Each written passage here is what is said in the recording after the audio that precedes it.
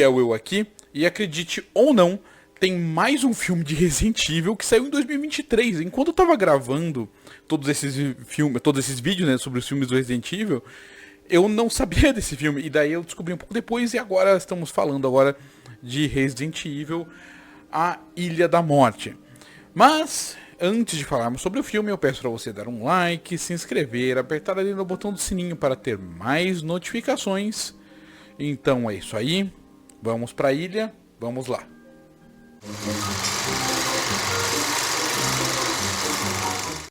Bom, lançado em 2023 e dirigido pelo Eiichiro Hasumi, o Resident Evil, A Ilha da Morte, continua ainda assim a cronologia que vem ali dos filmes 3D da Capcom do Resident Evil. Por incrível que pareça, todos eles aí parece que tem uma leve conexão entre eles, principalmente o A Vingança e esse aqui, o Resident Evil, A Ilha da Morte.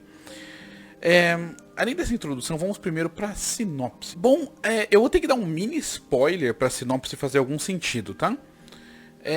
A sinopse do filme basicamente tem um sobrevivente de Raccoon City que quer se vingar do mundo pelo que aconteceu com ele em Raccoon City.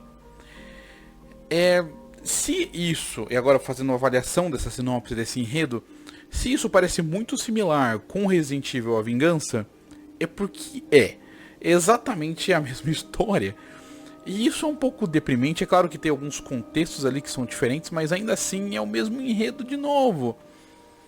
E isso não é tão legal, podia ser outra coisa. Mas fazer o que, né? O que foi decidido para esse filme. E é o que tem para hoje, né?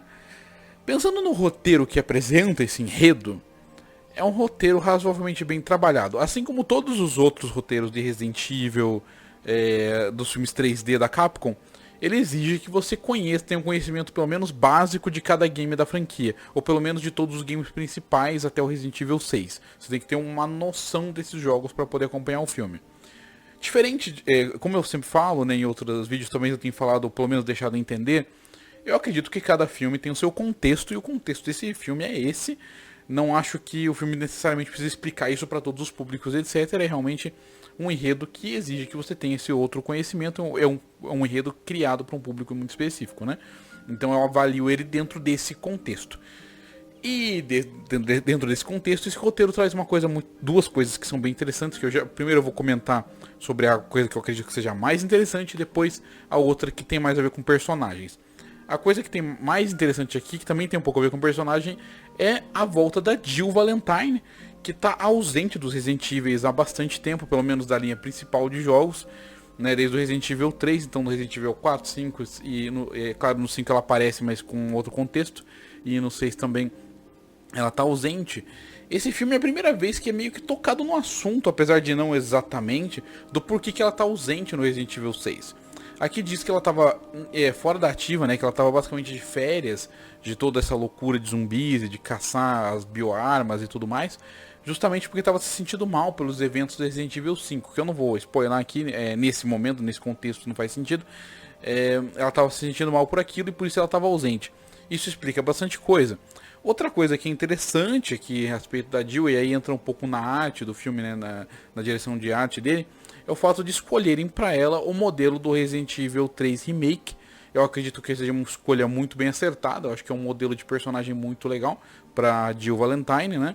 Realmente remete ao que seria, o que você imaginaria que ela fosse lá desde o PlayStation 1. Eu imaginaria o que seria isso, né? No caso em HD, né? Em Full HD, 4K, etc. Né? Parece mais ou menos a resolução que você imaginaria. Achei um design interessante. Acabei de me esquecendo de comentar sobre isso, então vou comentar sobre isso agora, né? Então esse é o meu eu do futuro editando o vídeo. A Jill Valentine, ela é dublada pela mesma atriz que faz a Jill Valentine nos filmes da Mila Jovovich. E eu achei isso brilhante como escolha para Jill Valentine ser dublada por essa atriz. Gostei bastante disso. Então esse é um detalhe que eu gostaria de adicionar aqui. Eu vou adicionar outro no final depois, porque eu acho que eu tô pensando melhor a respeito de algumas coisas, mas é isso. Ainda falando de design de personagens e artes assim, uma coisa que me incomoda um pouco, principalmente com a Chambers, né? É que essa é uma outra personagem que é uma médica, né? É que ela tem um uniforme dela do Resident Evil 1 e ela mantém esse uniforme até agora, é muito esquisito. Outra coisa que também é interessante, né, que acontece, por exemplo, a Jill Valentine, você compra ela não envelhecer tanto e tal, mas a Chambers é estranho porque ela realmente era muito jovem no Resident Evil 1 e ela não tá tão envelhecida que é esquisito. Eu acredito que seja mais pra transformar os personagens em personagens mais perenes, pra eles continuarem em várias histórias pra frente, né? Mas isso é um questionamento que sempre acontece, né, em desenvolvimento de enredos e tudo mais. No futuro talvez eu fale um pouco mais de roteiros de longuíssimo prazo como esses, ou como quadrinhos, por exemplo, para comentar um pouco desse assunto. Talvez, eu não estou prometendo, porque senão eu esqueço, daí ferrou, né? Mas é isso aí. Então a introdução da Jill Valentine é muito legal ela ser o personagem central da trama. É claro que todo mundo ali tem sua participação, mas ela é a personagem central. Pensando ainda em roteiro, é uma coisa interessante que trouxeram a Maria lá, que é uma vilã secundária do A Vingança. Só que ela que é menos que secundária, assim, ela é tipo só uma capanga mesmo, ela mal tem diálogo. O que é chato. Tudo bem, ela mal tinha diálogo no anterior, mas aqui tinha muito espaço para ela ter diálogo.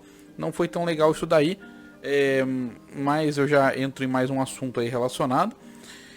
E agora eu queria falar um pouco da direção, né, que é esse assunto relacionado, em que a direção ela manda muito bem, principalmente em desenvolver detalhes de personagens. Então, o vilão ele tem certos quirks, digamos assim, certas manias, que são manias que você pega muito rápido de onde que elas vêm. E elas são bem trabalhadas assim fisicamente, como que ele age. E isso é muito interessante falar sobre direção nesse caso, porque é 3D, então absolutamente cada aspecto de cada personagem no sentido físico acaba sendo decidido pelo diretor e diretor de arte, né? Ali pelos animadores. Então é muito preciso o que eles podem trabalhar em relação a isso. Então é bem interessante. É bem trabalhado como tudo é construído. Muito bem, então outra coisa que eu esqueci de comentar é que as cenas de ação são muito elegantes, isso é muito comum dentro desses filmes do Japão, né, principalmente baseados em jogos, né, como por exemplo o Final Fantasy Advent Children, mas realmente as direções de combate são realmente muito legais, como as coisas se encaixam, como tem um movimento que vai se emendando no outro.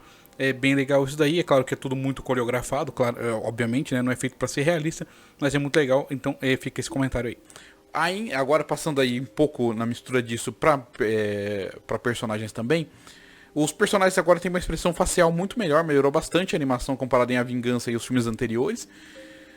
No entanto, ainda tem momentos que você fica tipo, tá, essa animação ainda não tá lá, ainda na expressão facial. Aí tem mais um detalhe aí, né, que eu acho interessante agora falando de personagens. Apesar da Jill ser o grande destaque, né, no ponto de vista de ser o retorno da Jill, ela tá no centro da trama nos momentos mais cruciais, eu acredito, né? Apesar de que todos os personagens principais ali, eles têm os Vingadores do Resident Evil, tem todos os personagens grandes, né? A Jill, o Leon, o Chris Redfield, a Chambers, a Claire Redfield, então tipo tem o pessoal todo ali, tipo, então os Vingadores do Resident Evil. Apesar de ter isso daí, né, equilibrado entre cada personagem, ainda assim quem tem mais tempo de câmera e tal, é mais foco, é a Jill Valentine. Só que é um detalhe que eu acho peculiar, que o que me chamou mais a atenção foi o Leon durante esse filme. Porque como eu comentei nas críticas dos outros filmes de animação 3D da Capcom, o Leon ele tava muito sério, ele tava muito carrancudo. E tudo bem, no Resident Evil A Condenação, ele é um pouco menos no começo do filme, mas ainda assim ele continua muito, sabe, muito brabo. E não é a personalidade do personagem. E aqui, finalmente, parece que rolou um equilíbrio aí melhor entre a coisa um pouco mais fanfarrona em situações difíceis do Leon e essa personalidade, esse tom mais sério. Tem um equilíbrio um pouco maior. Não sei dizer se tem alguma coisa a ver com o remake de Resident Evil 4, porque eu não joguei o remake do Resident Evil 4, ainda não tive oportunidade. Mas eu acredito que foi um trabalho melhor de desenvolvimento dele, de expressão do que ele é. Desenvolvimento eles não tem nenhum muito grande, assim, tirando da própria Jill. Mas ainda assim é bem interessante esse visual aí, esse visual mudado aí do Leon em relação a como ele age e tudo mais, sendo um pouco mais leve, o que antes estava sendo um pouco sério demais, né, como eu critiquei várias vezes. E por último, a trilha sonora é bacana, mas nada de se chamar muita atenção.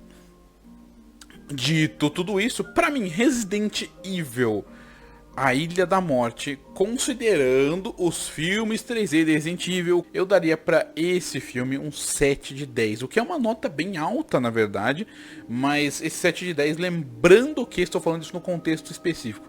Se eu for considerar o filme sozinho, né, tipo assim, é como se fosse essa quadrilogia de filmes da Capcom 3D, eu diria que é um 6, no máximo. Mas eu vou considerar que é o retorno da Jill e é um retorno legal e tal.